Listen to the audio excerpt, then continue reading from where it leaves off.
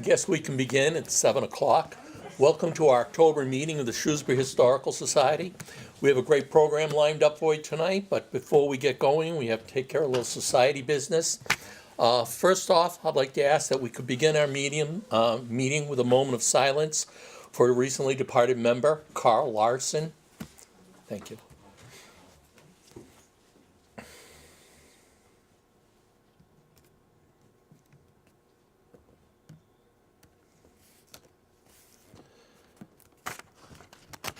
Okay, tonight's program is Bay State Phantoms and Monsters by John Horrigan.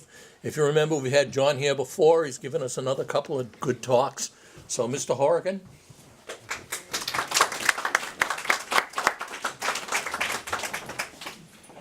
Well, good evening, everybody. How are you? Great. Welcome. My name's John Horrigan, and first off, I want to apologize. I didn't mean to, but I'm wearing Dodger blue, so not mine. So, go Sox. It's great to be back here at the Shrewsbury Historical Society, and just a little background on who I am. My wife is a saint for putting up with me, but I'm a host, writer, and co-creator of a 9-time Boston, New England Emmy Award-winning TV show called The Folklorist. We were very successful with 29 Emmy nominations, 17 Telly Awards, 13 Communicator Awards, and back-to-back first place nationally in arts and entertainment for the Alliance of Community Media. But it was a critically acclaimed show nobody was watching, so it was canceled in September 2016. The executive producer said, there are so many networks out there, it's impossible to get a show on TV nowadays. And first I thought it was absurd, but he's right. So either way, a couple of other badges I wear. I'm a professional sports announcer. I had a chance to announce a Red Sox game at Fenway Park, June 5th, 2012. I've also announced for the Boston Bruins alumni, Toronto Maple Leafs, Montreal Canadiens, and the NHL alumni. And I'm also the New England Patriots basketball announcer. And I've done a couple of winter classics outdoors at Fenway Park and Gillette Stadium, and comedy basketball, and I also host a Audi Quattro Cup tournament. But I'm a historian, and that's what I'm here for. I belong to a number of historical societies. I reside in Waltham, but I belong to both historical societies. But I like to brag on being a member of the Society in Dedham for the Apprehension of Horse Thieves. And I think in over 200 years, they've never caught a horse thief, but they hold an annual banquet every year. So, also an economic historian, former colonial reenactor with the Lincoln Minutemen, carpal tunnel, and then when you spill gunpowder on the living room carpet, you retire pretty quickly. And I have over 100 lectures in my portfolio. I've been called many things, some that I can't say in public, but the pocket historian is another one that I'm working on. So just so you know, this is a text-driven lecture for the hearing impaired, and also because I speak too fast, that's the hockey announcer in me. So everybody buckle up. Bert the Turtle says duck and cover. So tonight's presentation, we'll look at what's the definition of a phantom or a monster. We'll look at some sea monsters, Bigfoot, strange lights, ghosts, out-of-place animals, real animals, murderers, invaders. We're going to look at what's known as the Bridgewater Triangle and take a slice and cherry pick some New England legends over the past 460, 70 years. Jacques Vallée is a venture capitalist, computer scientist, ufologist, and former astronomer who resides in San Francisco. And he was portrayed in Close Encounters of the Third Kind, the French scientist, if you remember. And he has a great saying. He said something to the effect that we have to understand that we may not be able to understand. And I know that sounds contradictory, but as humans, we think we have all of the answers when we don't. What's a monster? Well, it's a legendary animal combining features of animal and human form, or having the forms of various animals in combination, such as a centaur, griffin, or sphinx. It's any creature so ugly or monstrous as to frighten people, or any animal or human grotesquely deviating from the normal shape, behavior, or character, or a person who excites horror by wickedness, cruelty, etc. Huge, enormous, monstrous. What's a phantom? Well, a phantom is an apparition or a specter. It's an appearance or illusion without material substance as a dream image, mirage, or optical illusion. A person or thing of merely illusory power, such as the phantom of fear. Of, pertaining to, or of the nature of a phantom, illusory, for instance, a phantom sea serpent. There, let's get into it. First thing I'm going to talk about is an area known as the Bridgewater Triangle. Now, we've heard of the Bermuda Triangle. Off the coast of Japan is the Devil's Triangle, or the Dragon's Triangle. There's allegedly a Texas Triangle, a Great Lakes Triangle, virtually every place in the world, a Russian Triangle, where anomalous activity allegedly occurs. And again, it's up to you to make a decision as to if you believe it or not, or maybe the subject requires further investigation. But in this area, in Bridgewater, people have claimed to have seen black dogs, Bigfoot, thunderbirds, giant snakes, phantom pumas, ghosts, and UFOs, and we'll go over all of that. Now, the term Bridgewater Triangle came to the attention of people through author Loren Coleman, who is the preeminent cryptozoologist, in his book, Mysterious America, which I compared to Sergeant Pepper in terms of how it changed the culture of paranormal phenomena. But when we talk about the Bridgewater Triangle, we're talking about a 200 square mile area, essentially with the apex in Abington, Massachusetts, in the southwest corner in Rehoboth, right on the Rhode Island, Massachusetts line, and in Freetown over here in the southeast. Now, there's been all sorts of stories that have taken place over the years in the Bridgewater Triangle. For instance, in Stonehill College, people reported hearing a little girl crying and laughing, and footsteps in a gym built on the former site of a pool where the daughter of the school's president drowned. The Taunton State Hospital, visitors have reported feeling their shoulders touched and their legs pulled when entering sections of the hospital allegedly used in the 1960s and 70s by satanic cults. And also the occupants, the patients, and I use quotation fingers, were abused by staff. Also, there's the Horrigan School, where allegedly a visitor reported seeing a spectral teacher and students. There's the red-headed hitchhiker, a phantom hitchhiker that people have seen walking along Route 44. And again, we'll look at these. A sonnet ledge in Freetown State Forest, where people have reported seeing ghosts, and also there's been some satanic rituals performed there.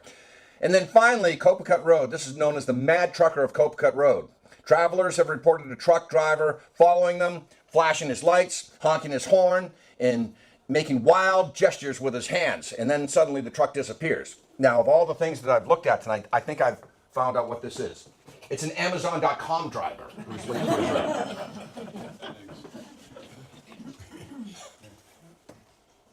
So just to the left or right, you'll see Profile Rock on the left-hand corner, Hornbein School, that haunted school, right-hand side, Taunton Hospital, lower left, and then a sonnet ledge on the lower right. So this is the Hornbein School in Rehoboth, Mass. It's allegedly a haunted schoolhouse. Ghosts have been, people have claimed to have seen a ghost of a teacher and children in 19th century garb seen inside the building. Laughter has been heard from the school grounds, and orbs or balls of light or strange lights have been seen as well. So that's the Hornbein School. If you do go down to Rehoboth to see this, I recommend make it a quick one because the neighbor will call the officers. Profile Rock, and you can see it on the right. We know the old man on the mountain fell down several years ago, but this is on a sonnet ledge, and it's in Freetown Fall River State Forest. It's a granite outcropping from Joshua's Mountain, and it's the image that Wampanoag Indians or Wampanoag Indians have held to be the face of their former sachem or chief Massasoit. Legend has King Philip spending the night here before his death at Profile Rock, and maybe even knowing his fate, and I'll tell you about that in a second. And it's part of a sonnet ledge. A sonnet ledge, pictured here, it's located deep in the Freetown State Forest. Some suicides have taken place here, leaping from the 40-foot ledge. It's an abandoned rock quarry, which has been the site of many paranormal occurrences. People have claimed to have seen mysterious lights, ghosts, UFOs, and more. A lady in white, people have claimed to have seen. And puckwudgies. What's that? Puckwudgies were brought to the public's attention by author Christopher Balzano. And it's a Wampanoag term, the tribe that's native to that part of Massachusetts. It's a word for a small, hairy, troll-like creature. And originally it was a nuisance for the people, but somewhere along the line it became evil and killed off the Wampanoag creator god and his sons. They began killing the people and setting villages on fire. Every culture has something like them. The name just changes. Allegedly, puckwudgies have been seen in Massachusetts, New Hampshire, and even in California and Virginia. There's a report of a woman who claims to have wrestled one, and another report of 3 men claiming that they were attacked by several puckwudgies on the sonnet ledge. I think I have an explanation for that. Weed. Phantom orbs. Balls of light. You've taken photographs, I'm sure, and you see these weird images, these orbs that show up. I believe in ghosts. I don't necessarily believe in ghost researchers, but sometimes they'll say that those are spirits or some sort of entity. But balls of light have been seen in the Raynham Dog Track railroad tracks, which is in the heart of the Bridgewater Triangle. It's also called the Will-o'-the-Wisp, Jack-o'-lantern, St. Elmo's fire, Foxfire, marsh gas. There's specter lights. There's a whole litany of spook lights across the United States, the Brown Mountain lights, the Marfa lights, etc., usually associated with graveyards. Some people have reported seeing glowing eyes, others UFOs. But in the heart of the Bridgewater Triangle is an area known as the Hockomock Swamp. It comprises over 5,200 acres. It's a nasty place to go, and I don't recommend people hiking in there.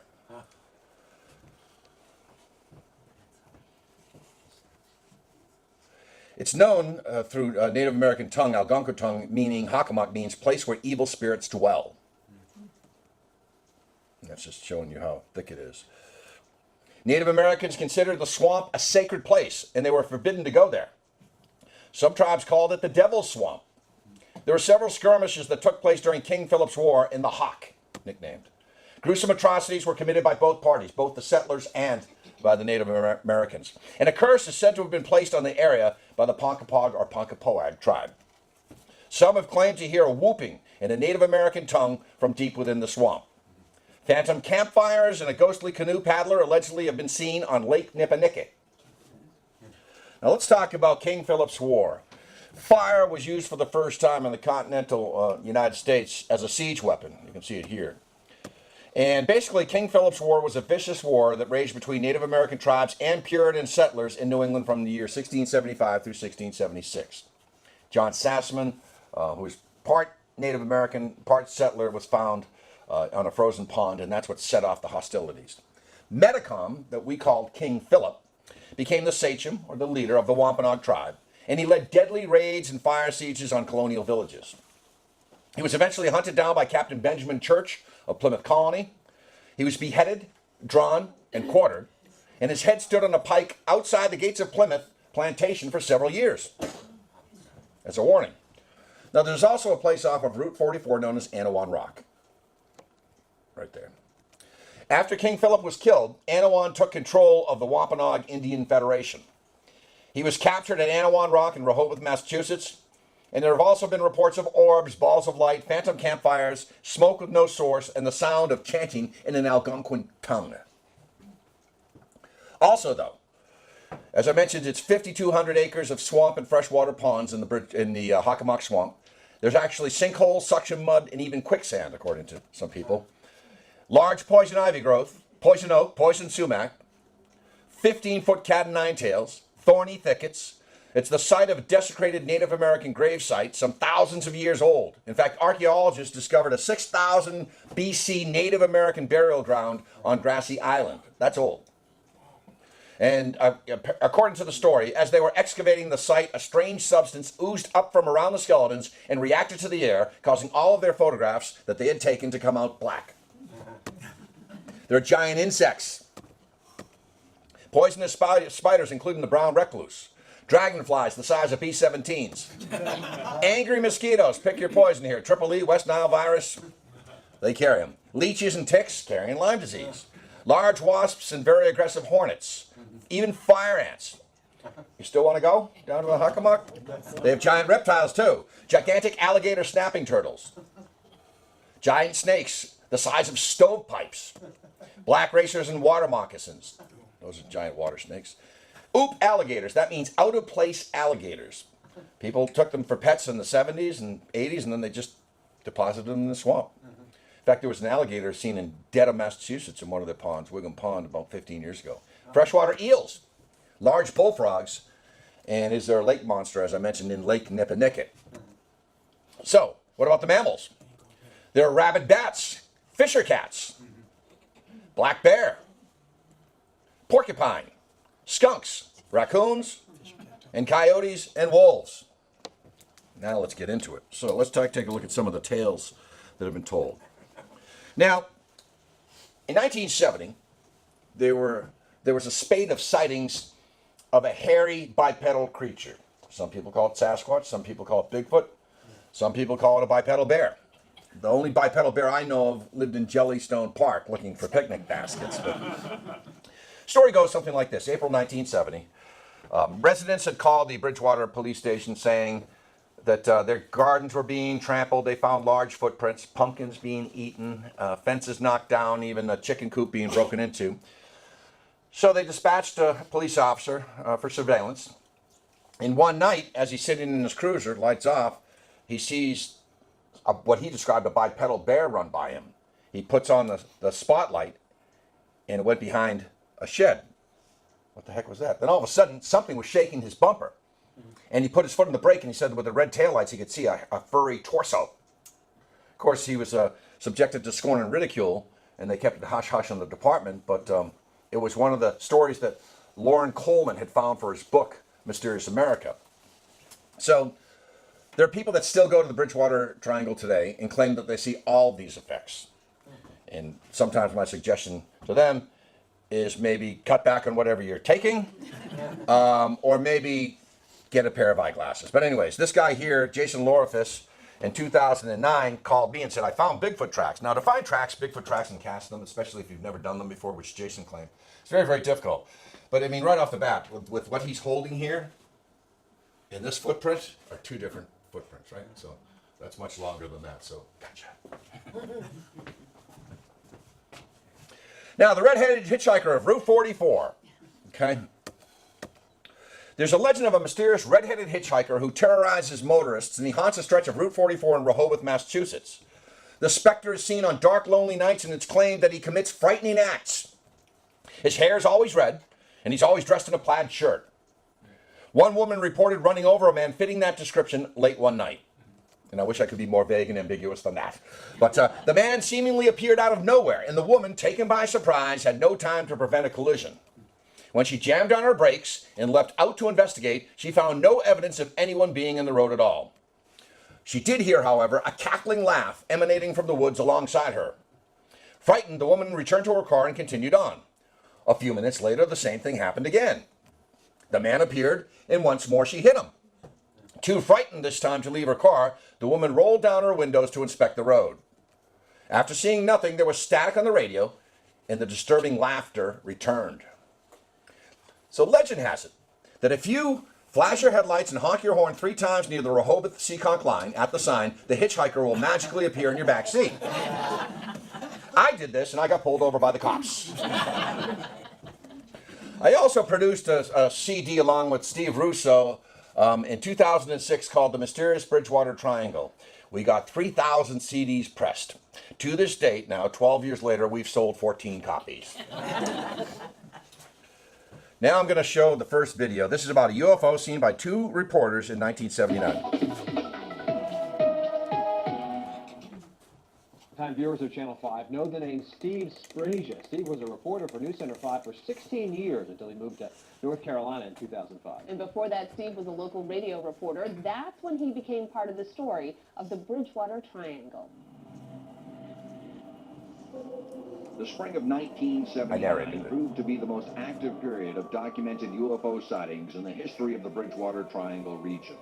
A number of news outlets and law enforcement agencies were flooded with reports of large, low-flying UFOs. During that time, former WHDH reporters Jerry Lopes and Steve Sprasia claimed to have witnessed what is arguably the most famous UFO sighting to occur within the Bridgewater Triangle. Jerry Lopes and I worked at WHDH Radio, and we were heading down to the Raynham Dog Track, and when we got off 24 onto 106, I noticed this really bright light over the tree line, and the light was coming closer and closer and getting bigger and bigger. And I remember saying to Jerry, what is that over there? So we pulled his vehicle over, and all of a sudden the stars blotted out in the shape of an arrow as this thing passed overhead. Ironically, I'm a big baseball fan. It looked like a baseball home plate, and there were a series of lights on it. And it was very, very wide.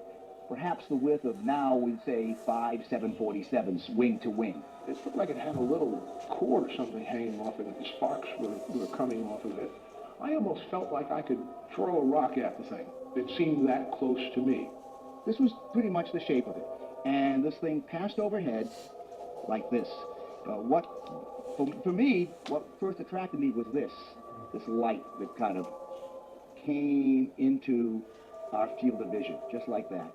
And as this thing passed overhead, it just kept coming and coming and coming. The light kept getting bigger and bigger. I'm an Air Force veteran. I've been in the Air Force for 4.5 years. I've been around a number of different planes, and I said to Steve, that's not one of ours. And it just hovered there for a minute. It looked like it was over a little bit of a field, and the next thing you know, it just kind of took off. We continued on to the dog track, and most of the conversation that evening was, what did we see? Up to that point, I had been 100% skeptic. I thought anybody who ever saw these things, they were either crazy or publicity hounds or there was just something wrong with them in their head altogether. What I didn't realize at the time was that a lot more people had seen it than just Jerry and I. Interestingly, over the course of the next week, there were a series of spottings, different sightings. It was reported in the papers, reported on the radio station, and at that point, Steve and I decided to come forward and say, hey, we actually saw something. A couple of days later, an article appears in the Brockton Enterprise. And not only does it have interviews with Jerry and I, but quite a number of other folks in and around the Randolph area who had seen it. But they've got the staff artist take all of our recollections and put together a drawing, an artist rendition, which looked pretty much like this. Great to see Steve again. So those are two reporters and Air Force man Jerry Lopes. They claim to have seen the Bridgewater, had seen a UFO within the Bridgewater Triangle. So let's take a step back to the 17th century, early settlement of Boston. A sea monster was seen off the coast of Cape Ann, and this is a report by John Jocelyn, 1638. And again, keep in mind, this is old style calendar as opposed to new style calendar. The dates, I think, September 2nd through September 12th, 1752, don't exist in American history because that's when the United States adapted from the Gregorian or old style calendar, from the Julian calendar, old style, to the Gregorian, new style calendar. He says, quote, and you'll see the lexicon of 17th century. They told me of a sea serpent or snake that lay coiled up like a cable upon the rock at Cape Ann. A boat passing by with English on board and 2 Indians, they would have shot the serpent, but the Indians dissuaded them, saying that if he were not killed outright, they would all be in danger of their lives. Now keep in mind that these are people that crossed the Atlantic Ocean and were familiar with sea life. And I always found that unique. And of course, the first UFO report in American history happened. The Great Light in the Night, 1639, reported originally by John Winthrop, former governor, in the history of New England, 1630 to 1639. And again, it was a night in March of 1638 old style or 1639 new style. But James Everell, who was considered to be a sober and discreet man, according to Winthrop, and 2 of his companions boarded a little boat and set out for a trip on the muddy river in Boston.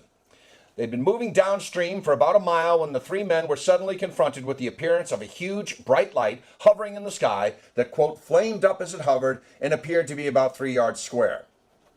The light then contracted into the figure of a swine and moved swift as an arrow in the direction of Charlton, and that's Charlestown, moving back and forth for 2 to 3 hours. So that description is known as cultural tracking, and it happened in the late 19th century with the great mystery airship sightings that took place across the United States. But he had, this man, Everell, had nothing to relate it to except only something that he could comprehend. So he said it looked like the figure of a swine. But it's not an astronomical event because he says it moved swift as an arrow in the direction of Charlton or Charlestown, moving back and forth for 2 to 3 hours. So it's not Venus. It certainly isn't a bolide or a meteorite. When the light finally disappeared, the men noticed to their dismay that they had somehow been carried against the tide back to the place where they had started their trip. Governor Winthrop noted that diverse other credible persons saw the same light after about the same place. So some claim the light was shooting out flames and sparks, and indeed 2 UFOs matching that description were also seen in Boston, in the skies of Boston, in the year 1644. So some people say that these 3 gentlemen experienced something known as missing time. If you're familiar with the UFO phenomena, people that claim that they've been abducted by aliens, essentially the story goes this way: they see a light coming towards them, and then they see a light going away from them, and then 2, 3, 4 hours are missing in time, and they can't explain it. And then they have these dreams, subsequent dreams, claiming that they were taken on board a spaceship. So, the Wolves of Newbury, year 1704, and in 1704 the town of Newbury voted to pay a bounty to men who would kill 2 wolves on Plum Island. These wolves were a threat to cattle, sheep, and pigs grazing on the island, so the townspeople had to do something about it and get rid of these wolves. In early colonial New England, there were plenty of wolves, plenty of black bears, much more so today. And I'm going to leave New England for just a moment because I think this is a unique story. The beast of Gévaudan, right? This Gévaudan are in the mountains in south central France, and they experienced some horrendous wolf attacks from the years 1764 to 1767 over a 2,800 square mile area. Giant wolves with, quote, formidable teeth and giant tails. They had 210 attacks on villagers in the Gévaudan area, 113 deaths, 49 injuries, and 98 of the victims were killed or partly eaten, most with their throats torn out. So King Louis XV sent professional hunters, and Francois Antoine on September 20th, 1765, killed the first enormous wolf. And then 2 years later, on June 19, 1767, Jean Chastel also shot a large wolf. So there is a precedence for large wolves attacking people. A witch story, the White Witch of Littleton. It's 1720, and Mrs. Dudley, who was the wife of Littleton's first town clerk and selectman, was being harassed by 3 young local girls who would go into fits whenever she was around. This was exactly the same practice used by the Paris girls, I call them the first American actresses, in Salem, Mass. in 1692, whose behavior and accusations of bewitchments instigated the Salem witch trials and eventual execution. And was it Giles Corey who got pressed? Mm-hmm. They laid him down, put a board on him, and every villager put a rock heavy on him, crushed him to death. So true to form, the 3 Littleton girls asserted that Mrs. Dudley was bewitching them and was the cause of their apparent fits and predicaments as well. Now, perhaps they could actually have some form of epilepsy, who knows. So, they also claimed that she could shake the earth. No formal accusations were ever lodged, and Mrs. Dudley died shortly thereafter after giving birth to her 13th child. Bless her. So one of my lectures is Great New England Earthquakes, great old New England. And my research of old New England earthquakes has revealed 2 earthquakes with the epicenters near Littleton in 1720. So maybe, yeah, they felt the ground shake, but it wasn't caused by the White Witch of Littleton. It was 2 faults moving against each other. Now here's a peculiar story. The Gloucester sea serpent. This is a woodcut appeared in Gloucester Harbor, taken in August 23rd, 1817. So to put it in perspective, the American Revolutionary War is over, right? The War of 1812 is over. Okay, there's the Louisiana Purchase is now being, people are migrating west. And you have all sorts of fishermen and mariners and traders that are quite familiar with sea life in the ocean and off the coast of Massachusetts. And from the years 1817 through 1819, people were reporting seeing this gigantic sea serpent in Gloucester Harbor. Here's our take on the folklorist. Throughout the centuries, tales of mysterious creatures of the deep have captivated the minds of countless people all over the world. Stories of Greek gods that prowl a watery hell, giant whales that ingest human flesh, and colossal squids that sink ships have ingrained a deep respect and fear within humans for these creatures of the sea. It was the year 1817 in the New England coastal fishing village of Gloucester, Massachusetts, where a series of strange sightings provoked a fearful outcry from residents, who quickly realized that the harbor may be inhabited by a sea serpent. The hysteria began on August 6th, when 2 women were walking along the shoreline. They looked out towards the horizon and glimpsed an enormous figure swimming in the harbor. But this was no ordinary animal. It was a hideous, scaly, serpentine-like creature, nearly 100 feet in length. They watched it as it slithered under the waves, disappearing from sight. On that very same day, a seasoned captain noticed something while on the bridge of his ship. It was the same dragon-like figure peeking out from the water, and just as quickly as it appeared, the monster propelled itself down into the abyss. Later that day, when he recounted the sighting to his friends, he claimed it was full of joints and resembled a string of buoys on a net. Naturally, they ridiculed the man with hoots and wails of laughter, mocking his unbelievable story. This wasn't the first sighting of a sea serpent in Gloucester. In 1638, a ship passing through the harbor noticed something that laid coiled up like a cable upon the rock at Cape Ann. One settler aboard the boat was about to shoot at it, but was dissuaded by 2 Indians who said that if he didn't kill it outright, they would all be in danger of their lives. But unlike 1638, these sightings would occur more frequently. Just a few days later, Mrs. Story saw what appeared to be a tree trunk that washed up onto the rocks of a harbor island. What she saw was no tree trunk. Its dark body suddenly started to convulse, startling poor Mrs. Story. But when she regained her composure and gazed out again, the creature was gone. Even her husband claimed to have seen the beast a few days later. The creature moved very rapidly through the water, I should say a mile or 2 in 3 minutes. And more evidence surfaced when another resident, William Rowe, reported seeing a figure in the water that same day, claiming its head was as broad as a horse. Within the same week, on August 12th, a visibly shaken shipmaster, Solomon Allen, told some friends that he saw something like the head of a rattlesnake, but nearly as large as the head of a horse. And when he moved on the surface of the water, his motion was slow at times, playing in circles, and sometimes moving straight forward. Some residents were beginning to get hostile towards this invasive sea demon. On August 14th, a ship carpenter named Matthew Gaffney caught sight of it from a boat and shot at it. He turned towards us immediately after I had fired, and I thought he was coming at us, but he sunk down and he went directly under our boat. Residents were now at a point of hysteria as sea serpent fever swept across the town. Countless people made their way to the shoreline, hoping to catch a glimpse of the prehistoric monster. Even David Humphreys, a former aide to George Washington, visited Gloucester to interview witnesses who informed him that the serpent's features were much like the head of a turtle and larger than any head on any dog, with a 12-inch spear bulging from its skull. During that month of August, similar reports seemed to emerge daily from sailors, merchants, clergymen, people from all walks of life. Regardless of the accounts, the same question continued to arise. What was this beast lurking in the harbor? Was it a misidentification of some type of marine mammal? Or could it have been a dinosaur that survived extinction? Or was it simply a tale that had become more incredible with each retelling? Word had spread quickly, with the reports catching the attention of the Natural History Collective, the Linnean Society of New England. And after a brief investigation, the Society published a pamphlet declaring that it was an entirely new genus known as Scoliophis atlanticus.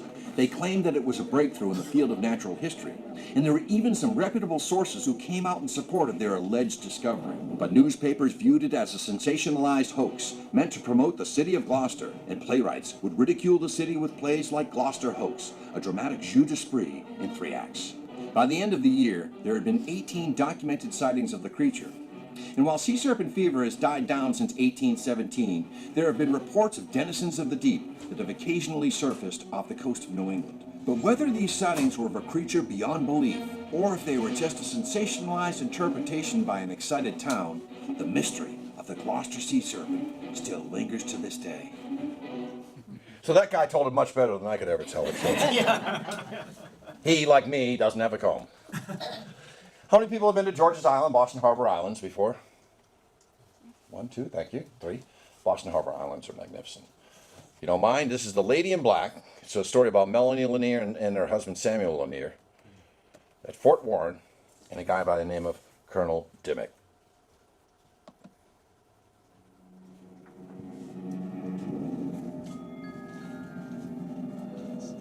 Some stories evolve into legends with details that are forgotten, misplaced, or embellished, taking a life of their own. One of those stories dates back to the 1860s, when a tale of a young couple in love would come to a tragic end.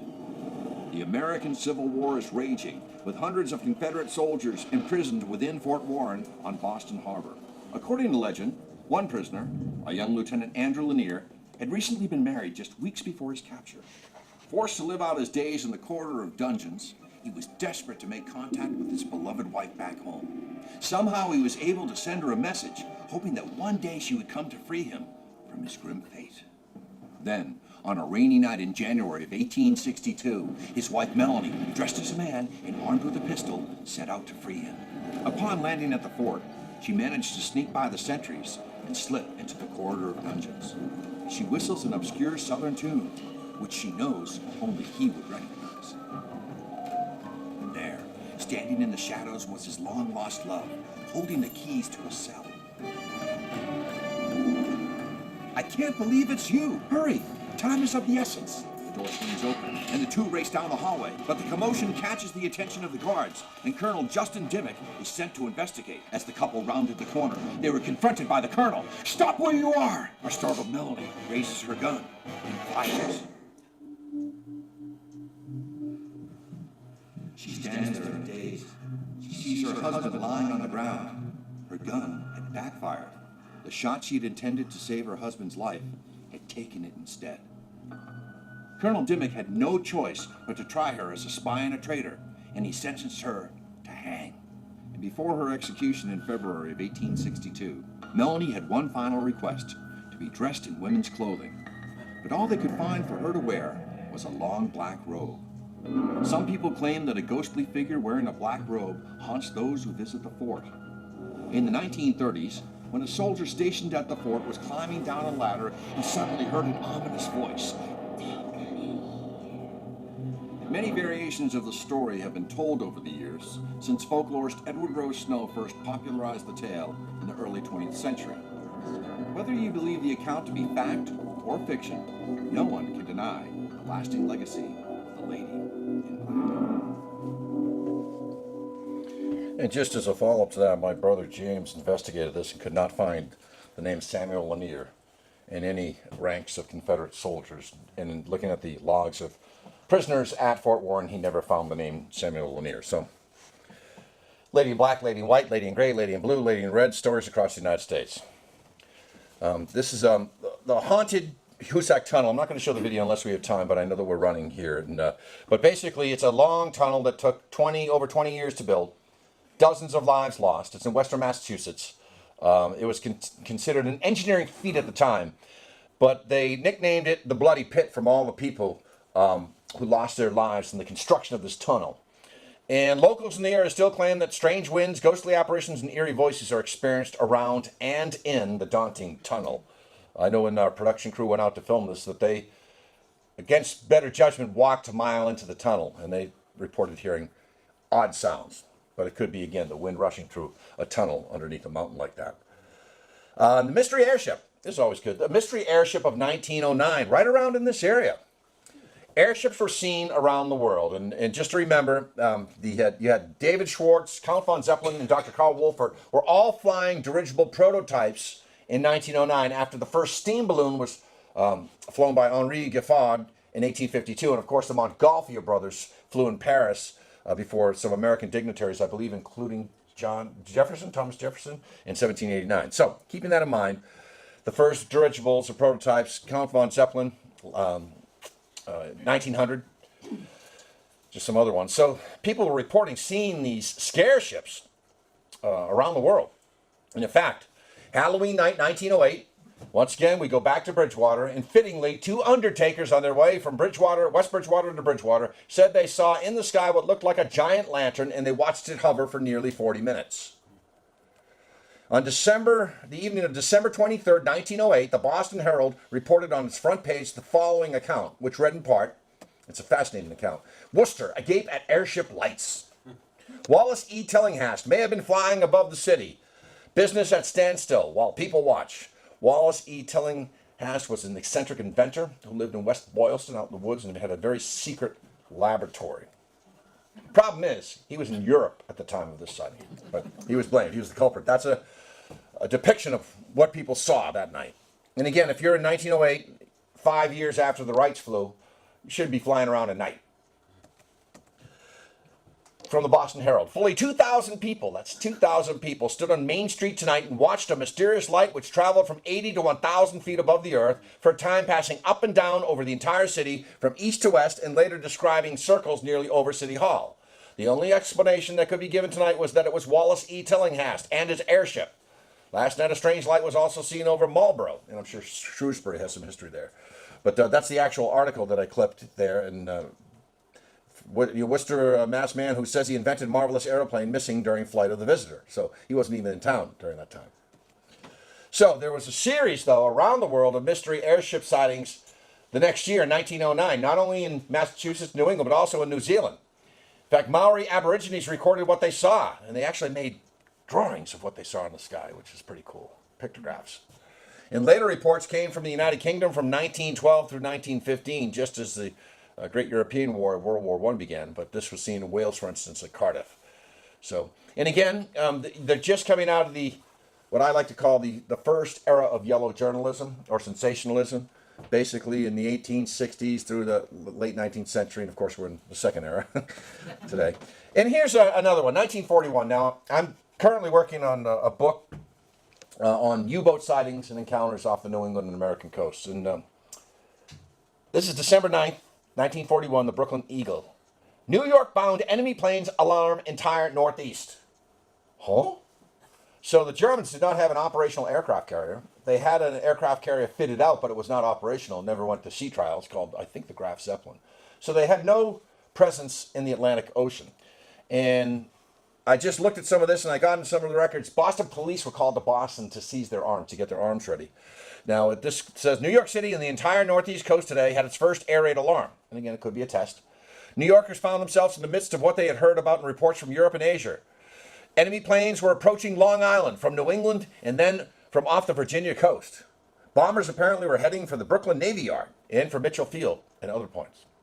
In the same time, December 9th, this shows up in San Francisco. Japs try to bomb coast, routed off Golden Gate. Now remember, they're hightailing it back to Japan after their raid on Hawaii on December 7th. So to say that planes were seen off the coast of the Golden Gate makes no sense, but it's very anomalous. Very famous UFO photograph took place in Salem, Massachusetts. Coast Guardsmen Shell Alpert and Thomas Flaherty.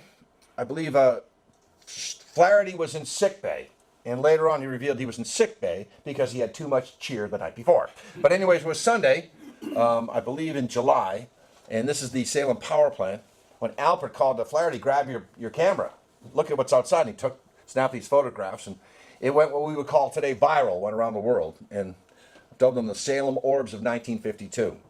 Another thing worth noting, when UFO encounters take place, UFO waves, a spate of sightings, they're called flaps. UFO flaps in the United States were 1947, beginning in June 24th, 1947, when a pilot by the name of Kenneth Arnold claimed that he had seen some metallic objects flying at a high rate of speed as he flew over the Cascades of Mount Rainier. The reporter misquoted him and attributed the quote to Kenneth Arnold, saying that they looked like saucers skipping across the water, and they coined the term flying saucers. Of course, the Roswell event, and I could go on about that, it took place in July, arguably it took place in mid-June. And then there was a UFO flap in 1952, culminating with this, and around the same time in Washington, D.C., over 2 successive Sunday nights, UFOs were seen, odd lights, over the Capitol building, the White House in Washington. In fact, jet aircraft were scrambled to go after them. There was also a UFO flap in 1966, and I'm going to go to that in just a second. And then one recently in 1977, and then one recently in 2000, where people claim to have seen these black flying triangles, similar to what Steve Sprazier showed you, over central continental United States. So, Beverly, Massachusetts. It's April 22nd, 1966. And Nancy Meduno, she's a 9-year-old, is upstairs in her bedroom. And her mother, Claire, is visiting her 2 friends, Barbara Smith and Brenda Maria, in the apartment across the hall. Well, Nancy looks out of her window and sees these blue, green, red flashing lights. She's stunned as they're hovering outside her bedroom window and going towards Beverly High School. She goes downstairs to tell her father, and he's rapping the side of the TV because all of a sudden it cut out. It was static. You remember the days of watching 38 where you had to move and just not stand still. But he said, whatever, honey, had a cigar in his mouth. Yeah, whatever you see. Da, da, da, da, da. And just then, her mother came in with her 2 friends.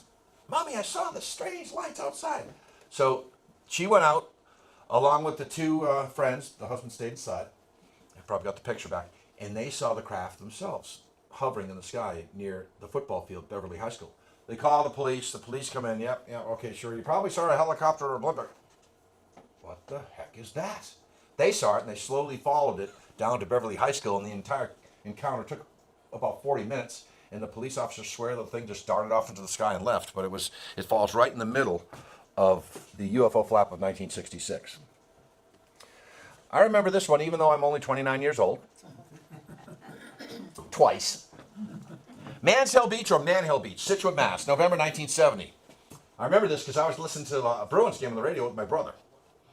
And do you remember the old the show Sports Huddle with Eddie Edelman? That came on afterwards and they were talking about it. But this guy here is one of my heroes, folklorist Edward Rowe Snow. Yes. Don't let facts get in the way, but he could tell it. No, he was a lot of the stuff that he told about great storms in New England, great tales, pirates, absolutely, absolutely. Anyways, this thing here, look at it. 20 feet long and 2 tons. My aunt took her nephew down to see that. They lived in Marshfield, and they called it Puff the Magic Dragon. But you can see here in the lower right-hand corner, it looks like a dragon's head. It's got some sort of fins, and you can see it. The thing stunk. I mean, they had to actually bury it with a front-end loader.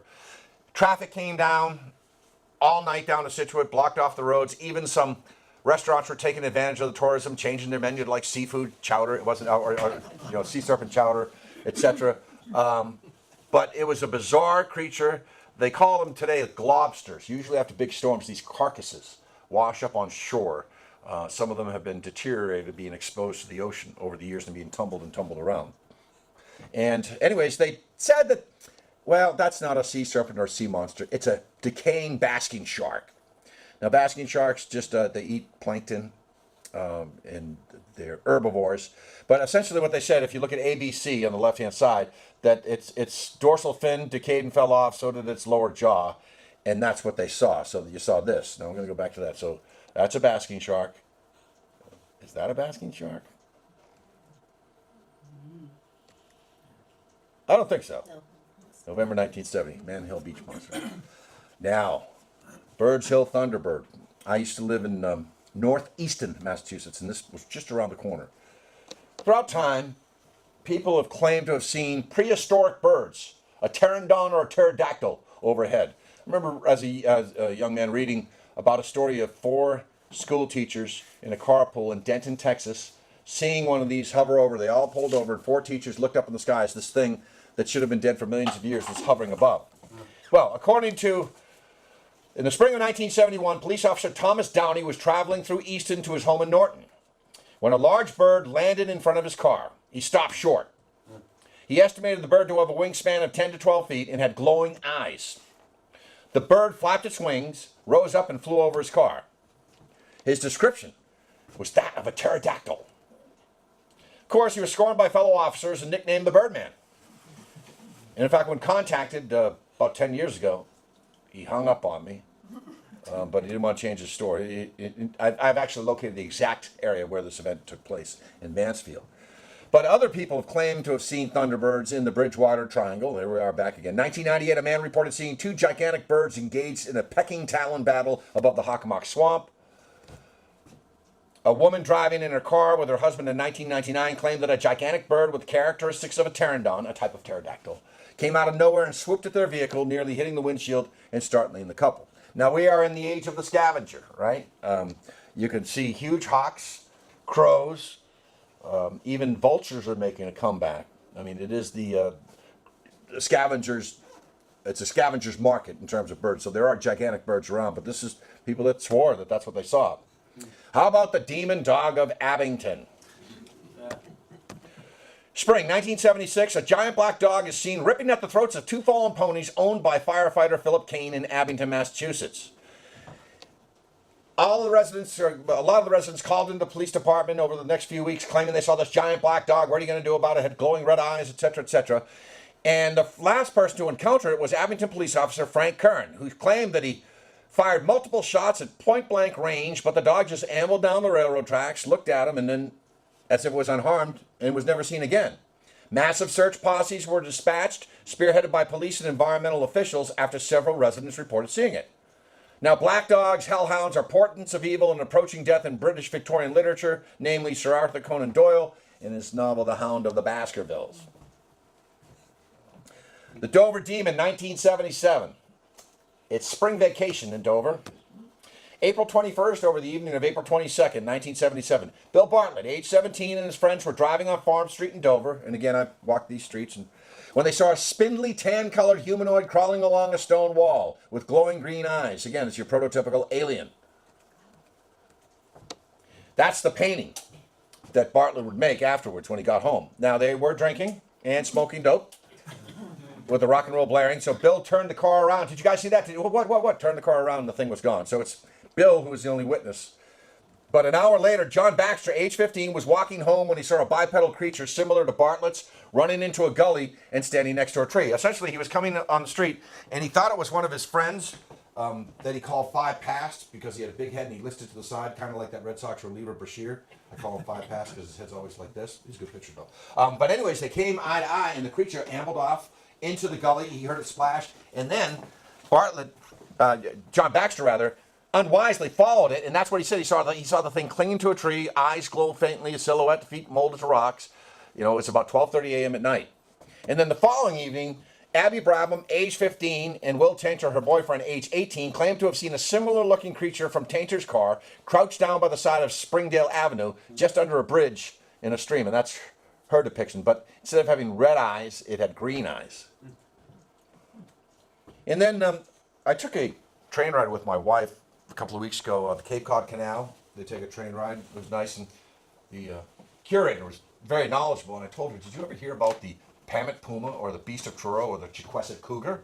Well, Truro and Wellfleet in the fall of 19 1981, and again, November 4th of 2007, people were reporting seeing a tawny-colored catamount, a cougar.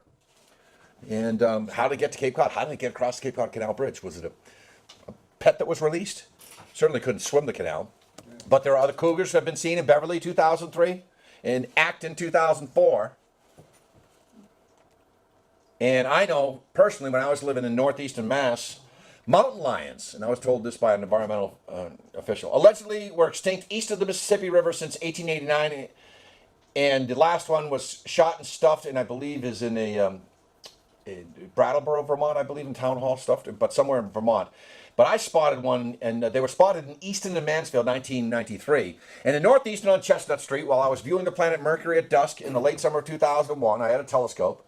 I glimpsed a long-tailed, tawny-colored large catamount slinking across a field with deer. And it was stalking the deer.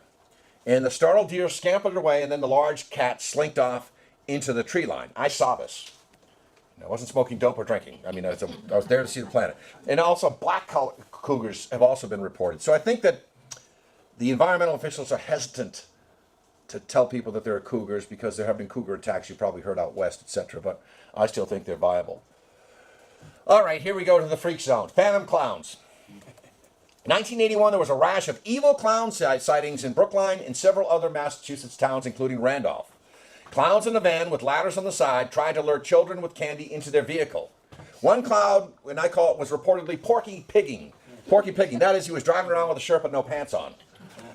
And Pennsylvania and Missouri also experienced a phantom clown outbreak that year. So, phantom clowns, you know Pennywise, right, from Stephen King's It. Hello. It started on Friday the 13th. And there were just phantom clown sightings last week in England. People need hobbies.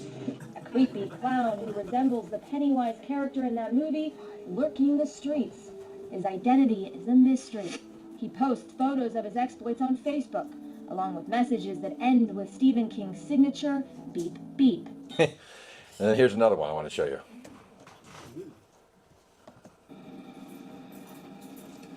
Tamsin, you know, we've spoken to quite a few residents this evening who have had close encounters with this clown. Now, he or she hasn't broken any rules or laws that we're aware of, but Staten Island residents, well, they really aren't very fond of their new neighbor. It's in New York.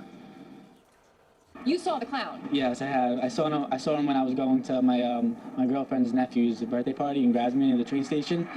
And at first I thought it was part of the party, like a clown, because it was a clown party, like a circus party.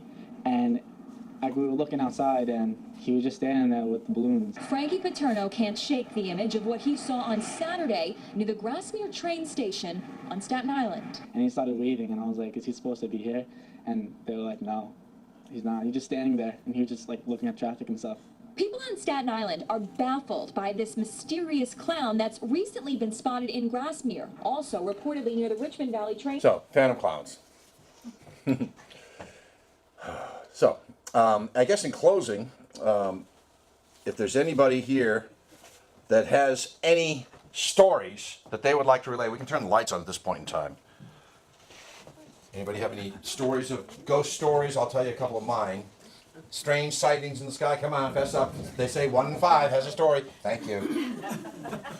When I was very little, I don't quite remember why we were all outside, but I remember seeing, it looked like an airplane, but it wasn't an airplane, very, just hovering over where we were standing. A lot of lights? Not lights, but it was lit, but I was like petrified to go to sleep that night because I didn't know, are they going to come in my room and take me away? But I just remember that, and no one ever really talked about it after that night. Wow. And you've had other strange things in your life, too. Oh, yes. We don't have to talk about it. Usually the reason why, people that claim to see this for some reason, I've been told I'm not at the right vibrational rate.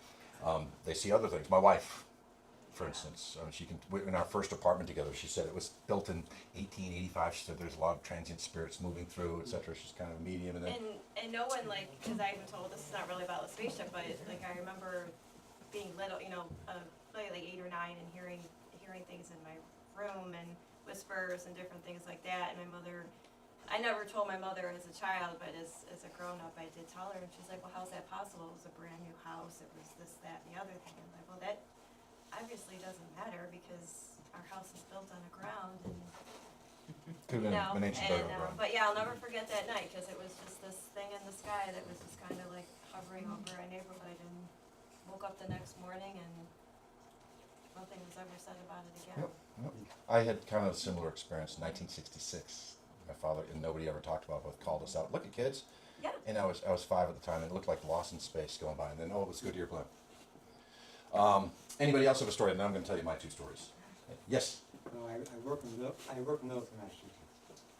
When's the last time they saw a white witch? 1720. Never heard about that. Yeah. Anybody else? Okay, a couple of quick stories. Then I'm out in Kecksburg, Pennsylvania, Mount Pleasant, Pennsylvania, a converted train station into a hotel.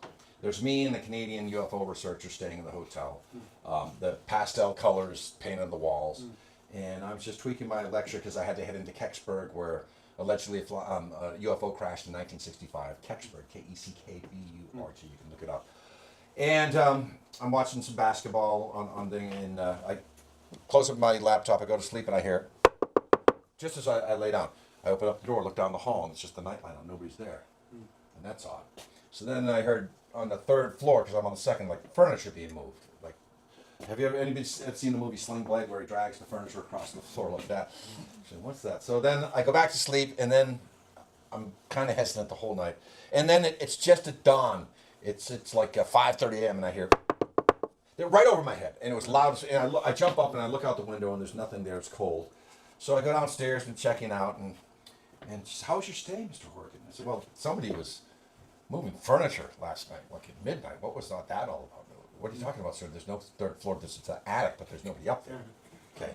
And then there was this knocking, and then all of a sudden she went red. She said, "I'll get the manager." So the manager comes out, and she had this story about, well, we think that there was a young girl that was trapped up there and held captive by her father in the 1880s, and people have experienced in the room 27 of knocking. Would you like your money back? And I said, "No, that's cool, no." And then the final one, back in the day when I was in love with Scully on the X-Files, and my hair was down to here in the early 90s, traveled, went on Bigfoot research. I've been to Loch Ness, I've been to Roswell, I've been to Area 51, real Area 51. Kecksburg, Gulf Breeze, around the world. Anyways, I went on this Bigfoot expedition to Harrison Hot Springs, British Columbia, where this researcher John Green lived. And he told us about a friend of his that was out in Harrison Lake, camping on this island where there had been some Bigfoot sightings. So it's about 1:30 in the morning. This guy comes in, and he was a steel worker, built like a brick house, and told me the following story. He had to come in because he was down a half a sleeve of saltines. But essentially, he'd been this is his story in a nutshell. He'd been tracking this man-beast anthropoid, finding droppings, and he showed me them. And it's like, ew! But he found footprints, showed me these photographs. He had been out there for a month, camping in the bush, and there's a dock where boats can dock up, and his story is something like this. So he's going to sleep one night. His tent is up on a hill, and down this grassy knoll is a boat docked, a man, woman, and their child for the night. They had exchanged pleasantries. He lies down. Full moon. He's lying down, and all of a sudden he hears, and this is the story he told me. And he said he could actually feel his body move on the ground. And he's out hunting Bigfoot. And what's he think he sees? A grizzly. He goes into his knapsack, gets his bear spray. And again, he just leans up, and he sees all of a sudden a silhouette block out the moon. And he can see it clear as day. So he says, 1, 2, 3. Sprays the bear spray, except the nozzle was pointed back in his face. He runs down in his underwear, the sleeping bag, rolling down the hill. A Sasquatch! Because he said he remembered that. And the man calmed him down to take another shot of whiskey, another one. Sleep here in the dock. I'm going to go get your sleeping bag. It's up on the hill there. You can sleep here tonight. I've got a gun. So he lays down, and he's still, his eyes stinging, and he's just trying to nod off, and he can hear on the shoreline now because they're up on the dock. And then he says he heard something enter the water. So he says he's not a religious man, doesn't believe. He's lying down, and he can hear bubbles in the water coming closer and closer. And he's lying on this wooden dock, and then he said he heard underneath his head. And he, what is it called? He lost control of himself and wet himself. Yelled again, and the guy came out. The guy didn't see anything like that, but the guy did hear something off in the woods. So Those are my only two paranormal stories. So I want to thank everybody tonight. Go Red Sox. Thank you very much, Shrewsbury.